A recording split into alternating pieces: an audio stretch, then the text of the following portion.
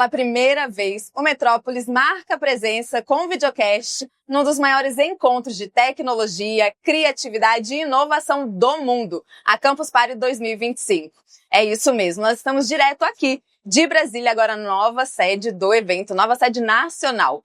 E por aqui a gente conversa com os protagonistas do futuro. Gente que pensa em transformação digital, comunicação e em formas de transformar o mercado. Eu sou Vanessa Oliveira, jornalista do portal, e te convido a acompanhar esse bate-papo. Bom, e quando o assunto é empreendedorismo digital no Brasil, é impossível não pensar em um nome. Peter Jordan. Criador do Ei Nerd e do Nerd de Negócios, ele transformou a paixão pela cultura pop em um império de conteúdo, somando mais de 80 milhões de seguidores e bilhões de visualizações no YouTube, além de uma legião de fãs, que inclusive aqui na Campus Party estão atrás dele por onde ele passa. Um verdadeiro fenômeno da internet e fora dela também. Seja muito bem-vindo. Obrigado pelo convite. Me apresentou bem aí. Acho que você encheu muita bola, né? Mas tá bom. Imagina! Tenho certeza que quem tá aqui fora assistindo e também nos assistindo falou que é tudo isso e um pouco mais. Tá bom, agradeço. Bom, pra gente começar, eu quero que você me conte. Como que surgiu a ideia de criar um canal focado na cultura nerd? Porque tudo que eu criei foi baseado em algo que eu gostava. Tudo. Eu sempre transformei os meus hobbies, minhas paixões em conteúdo. Na verdade, me perguntam, o que você é, Peter? Você é programador, empresário? Eu sou criador de conteúdo. Desde criança. Eu era programador, né? Que era aquele nerd que gostava de programar. Fazia alguma coisa, chamava meu pai para ver o resultado. Então eu já estava criando conteúdo e já queria o feedback, já estava biscoitando. E o canal de cultura pop, por que eu criei? Porque eu já tinha criado um canal de música, né? Que era o Cifras, que eu criei. O site Cifras, o site Letras, eu criei. Aí eu já tava meio que me aposentando, né? Saindo ali que o escritório estava funcionando sozinho. Eu falei, agora eu quero outra paixão, quero poder levar isso pra internet. De que forma? Um blog. Que paixão? Minha coleção de revistinha em quadrinho. Então eu quero falar de super-herói. É uma coisa que eu adoro conversar, né? Aliás, se quiser falar comigo sobre super-herói, tô dentro. Maravilha. Mas assim, aí eu comecei a fazer um blog e tava indo super bem, eu gostava de escrever as matérias. Um dia perguntaram pra mim, por que você não leva isso pro YouTube? No YouTube, eu não sou apresentador, eu gaguejo, eu falo rápido, né? Compara eu com ela super, né? Fala super bem, e eu, tudo agitado, nervoso. E assim, né? Aí eu falei, não quero criar, não quero aparecer de frente às câmeras. E aí falaram assim, não, mas você não precisa aparecer em frente às câmeras, basta você fazer o que esse outro canal fez. E mostrou um outro canal, que inclusive na época tinha pego um artigo do meu próprio blog e transformou em vídeo no canal dele. Falei, peraí, eu não fiquei com raiva. Eu, falei, eu consigo fazer isso. Aí, com aquele time que fez aquele vídeo, né, foram trabalhar pra mim e a gente começou o Ei Nerd, que não era apresentado por mim, era só narrado, nem por mim, era pra outra pessoa. Eu escrevi os roteiros, começou. E eu comecei a fazer uma paixão minha ali, que era falar sobre história em quadrinho. E eu percebi como a pessoa gostava disso, né? E aí o resto é história, porque eu comecei a criar cada vez mais conteúdo, fui ampliando. E a ideia no início era realmente essa, era transformar a cultura pop em entretenimento. Porque eu acho que hoje não é mais nicho, né? Cultura pop é uma cultura pop, não é mais um nicho nerd.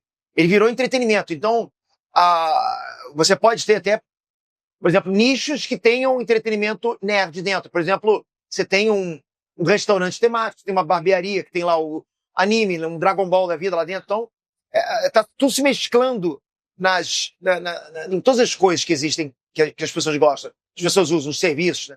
Então, no início, eu enfrentei uma certa dificuldade, porque eu não sei se é da sua geração, mas nerd não era um termo muito legal. Exatamente, era um termo pejorativo. Pejorativo. E o nome do canal é Ei Nerd, ou seja, eu tô me direcionando a uma pessoa. Falei, como é que eu vou falar? Como é que eu vou virar e falar Ei Nerd? E eu falei, tá bom, vou começar, vou tentar. Ei Nerd. Falava isso no início do vídeo, e as pessoas não gostavam não, no início do canal, lá pra 2013, 2014, não gostavam não.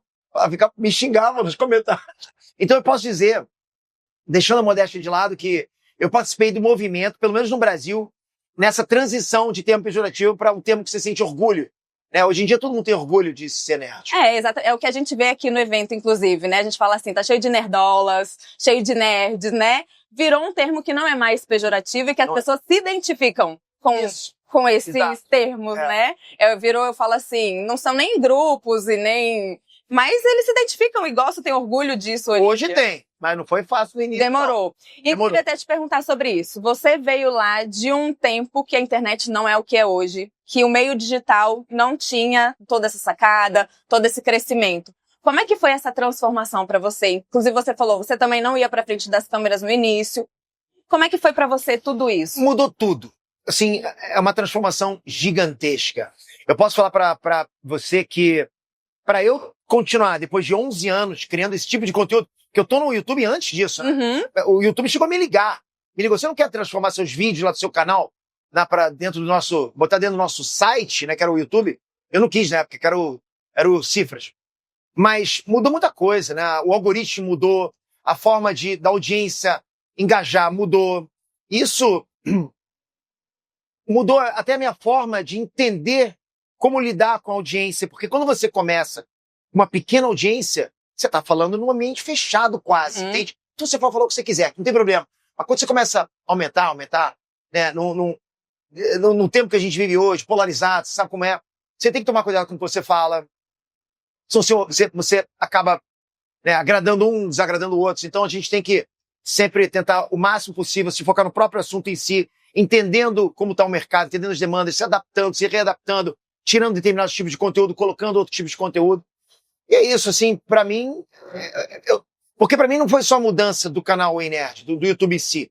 Eu participo de mudanças da internet desde 99, quando eu comecei a criar site. Então, acho que eu sou um sobrevivente do antigo universo da internet. Eu vejo que muita gente brinca com você, né, da questão assim, você é um dinossauro da internet. Sou um dinossauro. Tô até achando estranho que você não brincou ainda com isso. Exatamente, porque todo mundo fala isso, fala assim, gente, Peter é um dinossauro da internet. Tá bom. Ele vem dos tempos... Não quer mais, ele tá aí, ó. Exatamente. Então tem toda essa questão da transformação e da forma como você também vem se transformando junto com tudo isso, né? Até para falar com o seu público, com a nova geração. Senão você para. Exatamente. Se você não se transformar, você não se adapta às demandas da audiência, você para. Você vai ser canibalizado por algum outro tipo de criador de conteúdo. Você faz basicamente a mesma coisa que você. E assim, qual que foi a maior lição até que você aprendeu como empresário, né? Que você nunca imaginou quando você começou ali com o YouTube, mexer com tudo isso? A maior lição que eu aprendi é que se você entrega para a audiência algo que ela gosta, você faz com frequência, mantendo, sabe, sempre a constância. Não importa se você está fazendo errado ou fazendo certo, o resultado vai chegar. Qualquer coisa que você faça, você tem duas possibilidades para ter sucesso. Uma é você indo rápido, ou seja, fazendo tudo certinho, outra fazendo demorado, fazendo tudo errado. Mas os dois vão chegar no sucesso. Isso eu entendi. E deixa eu te perguntar, Peter, tem algum tema, algum assunto que você ainda não explorou no canal, mas que você tem vontade, mas que você ainda pensa assim, acho que ainda não é o momento? Culinária. Não, brincadeira. Eu não sei, acho que eu já explorei tudo dentro. Tá bom de culinária? Não, só sei fazer ovo. Não vai dar certo. No café da manhã. Não, horrível. Ainda faço no micro-ondas. É a única que eu só como isso no café da manhã. Mas porque assim, a proposta do canal era justamente ser um canal de entretenimento onde eu pudesse falar dos subnichos de cultura pop ali dentro. Então, no início, eu falei assim, eu quero falar de game, quero falar de quadrinhos, quero falar de anime, quero falar de filme, de cinema. Hoje em dia eu até ampliei, tô falando de música, tô falando de ciência, de história, porque acho que tudo é papo de entretenimento, sabe? Sabe, o que aconteceria se um meteoro caísse na Terra? O nerd gosta desse tipo de papo, né? O que aconteceria se o oceano fosse de suco de laranja? Aposto que vai ter nerd aqui ouvindo a gente. O que aconteceria? Perfeito. Já ficou com assim, dúvida, já fiquei pensando nisso. Exato.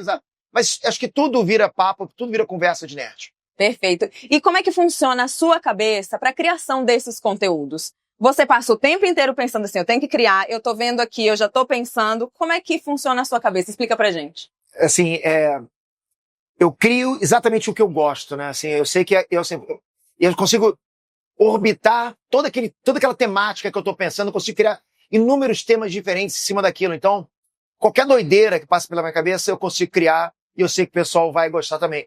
E a minha proposta é sempre criar pensando na audiência.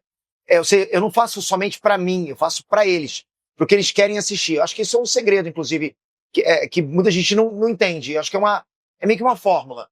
Porque muita gente, eu vejo muitos YouTubers, não, eu quero fazer só o que eu penso. E acaba ficando no caminho. Então a minha cabeça é criativa, porque eu venho das histórias em quadrinhos desde sempre. Eu gosto de desenhar. sou uma pessoa que tô sempre brincando, né? Então acho que essa criatividade nunca para, nunca desliga na minha cabeça. É o tempo inteiro Eu tô pensando. sempre quinta série. Sempre. Perfeito, muito bom. Isso é maravilhoso, porque estimula a criatividade, Exato, né? exato. O tempo inteiro você tá ali pensando e brincando e tornando isso divertido até pra você, né? Exato. É. Pra não ficar algo cansativo também, até porque você produz muito conteúdo. Não paro. Não paro. E não, para diferentes canais. Acabei de fazer um canal novo agora. Gente, ele não para. Não paro. Criei um canal agora com um vídeo. Já tô com 50 mil inscritos. Deu mais de 400 mil. Criou no primeiro hoje? vídeo. Criei anteontem. Vamos falar o nome aí? Já... Casas reais. Muito bom. E aí, Falei, não posso falar isso dentro do Enes. Eu quero botar isso no E aí canal. você tá trazendo casos do Casas reais. dia a dia, passou, Qualquer viu? coisa. É real, eu trago. Muito bom. Ai, gente, tá vendo? Já mais um canal pra gente seguir, né? É. E me conta, o que que você acha do futuro do conteúdo geek no Brasil? Ainda tem espaço para mais criadores? Como é que você vê? Tem. As pessoas falam muito em concorrência. Ah, tem muita concorrência. PT. Pô, todo mundo tem barriga tanquinho? Não tem. Então, dá pra ter mais canal fitness.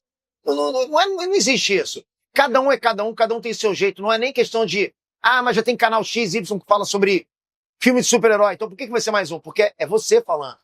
Então, sempre vai ter espaço, sempre vai ter alguém que vai gostar daquela pessoa e não vai gostar de mim, né? Meu filho não gosta de mim. Uma vez eu entrei no quarto dele, ele estava assistindo um youtuber, que ele só assiste youtuber gringo, né? E o youtuber falando bem devagar, bem lento. Eu falei pra ele, Lucas, você não acha chato desse youtuber falando lento dessa forma? Ele olhou pra trás, que ele estava sentado. Não, pai, chato é você é muito rápido. Eu falei, é verdade, eu devo ser chato. Ou seja, sempre tem gente que vai gostar de você e sempre tem gente que não vai gostar. E, inclusive, falando do seu filho, eu vi algumas entrevistas já, você meio que passando o bastão. Esse é outro, esse é o mais velho. Ah, tá. Porque tem o seu filho que você tá passando o bastão. Né? Vamos dizer assim, tá nessa transição, vamos dizer um pouco aí. Vocês são daí mais parecidos? Como é que anda Ele é essa bobalhão, relação? ele é bobalhão igual o pai. Exatamente. O outro não, o outro é bem sério.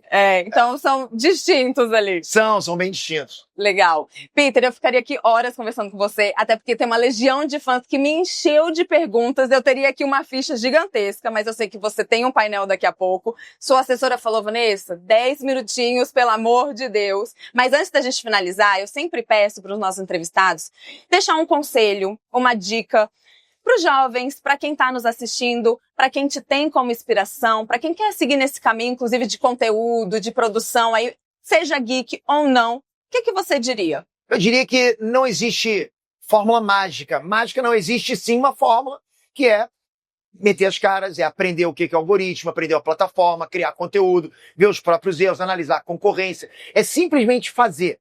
Fazer, porque quem começa, insiste, vai ter resultado. De alguma forma o resultado vai vir. Então não desanima.